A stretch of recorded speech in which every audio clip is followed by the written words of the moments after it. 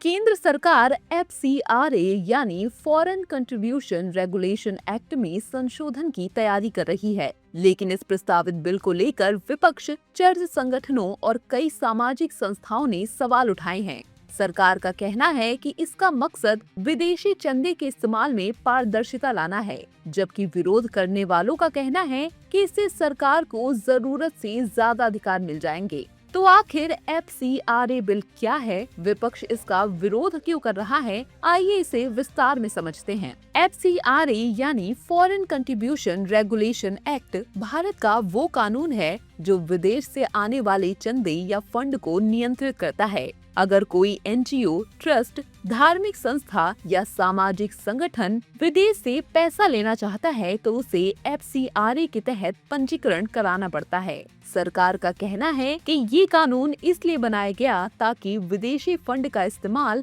देश की सुरक्षा और राष्ट्रीय हितों के खिलाफ न हो। अब सरकार इस कानून में कुछ बदलाव करना चाहती है।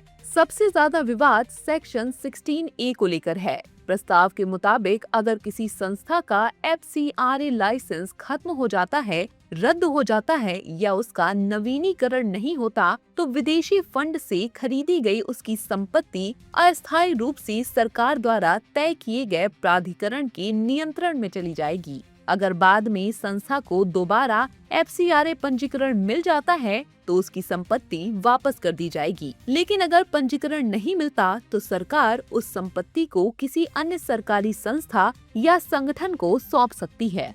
यहीं से विपक्ष का विरोध शुरू होता है। विपक्षी दलों, चर्च संगठनों और कई नागरिक संगठनों का कहना है कि इस प्रावधान से सरकार को धार्मिक संस्थाओं, स्कूलों, अस्पतालों और सामाजिक संगठनों की संपत्तियों पर नियंत्रण का अधिकार मिल सकता है। उनका कहना है कि इससे संस्थाओं की स्वतंत्रता प्रभावित हो सकती है। हालांकि सरकार का कहना है कि ये किसी की संपत्ति छीनने का कानून नहीं है, बल्कि विदेशी चंदे से बनी संपत्तियों के प्रबंधन को स्पष्ट करने की व्यवस्था है। इस मामले पर सत्ता पक्ष और विपक्ष के कई नेताओं के बयान सामने आए हैं। देखिए, मुझे लगता है कि इस बिल के द्वारा देश की उन्नति में कहीं न कहीं थोड़ी बाधा आएगी। सरकार ऐसा समझ रही है कि सरकार के खिलाफ जो आंदोलन चल रहे हैं या अभी कॉकरोच जनता पार्टी का जो आंदोलन था उसके ऊपर रोक लग जाएगी, तो ये सरकार की गलत फहमी है। विदेशी फंडों के द्वारा देश का आंदोलन नहीं चलता है। देखिए, FCRA बिल इसलिए महत्वपूर्ण है कि देश में जो विदेशों से पैसे आते हैं वो पैसे किस काम में खर्च होते हैं, उस पैसे का सदुपयोग होता है या नहीं होता है, ये किसी भी सरकार को जानने का हक है। और उस दृष्टि से यदि सरकार FCRA बिल ला रही है तो विपक्षी दलों को इसमें ऐतराज क्यों है? क्या इसलिए कि उनमें से किसी के पास विदेशी फंडिंग आती है और उसका हिसाब दिया जाएगा? ट्रंप ने कहा है FCRA बिल जो भारत की गवर्नमेंट लेके आ रही है वो क्रिश्चियनिटी के साथ धोखा है, और इसको रिलीजियस से जोड़कर ट्रंप ने बताया है कि इससे क्रिश्चियनिटी को बहुत बड़ा धक्का लगेगा।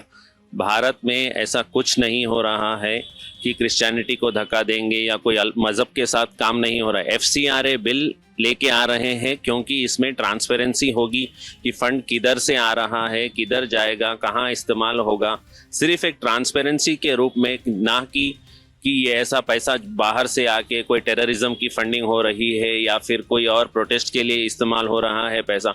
देखिए, जब भी सरकार कुछ कानून और नियम जब बनाती है तो उसके पीछे उसका एक बड़ा उद्देश्य होता है।